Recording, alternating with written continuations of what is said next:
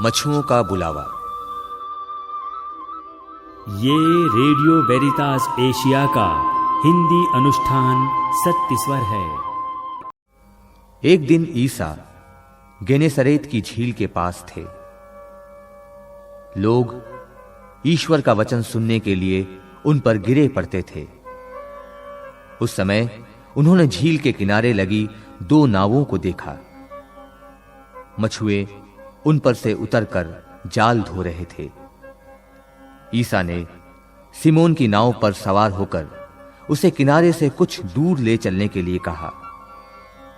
इसके बाद वे नाव पर बैठे हुए जनता को शिक्षा देते रहे।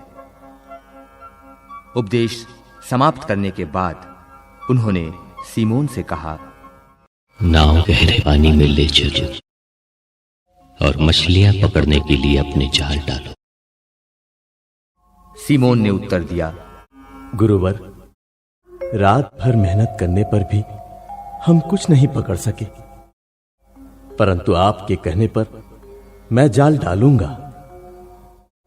ऐसा करने पर बहुत अधिक मछलियां फंस गईं और उनका जाल फटने को हो गया।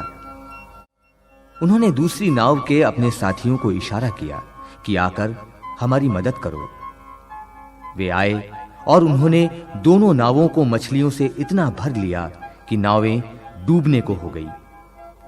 ये देखकर सिमोन ने ईसा के चरणों पर गिरकर कहा, प्रभु, मेरे पास से चले जाइए, मैं तो पापी मनुष्य हूं। जाल में मछलियों के फंसने के कारण वो और उसके साथी विस्मित हो गए। यही दशा याकूब और यूहन्ना की भी हुई। ये जेबेदी के पुत्र और सिमोन के साझेदार थे।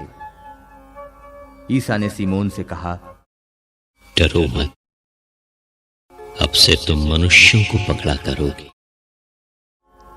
वे नावों को किनारे लगाकर और सब कुछ छोड़कर ईसा के पीछे हो लिए।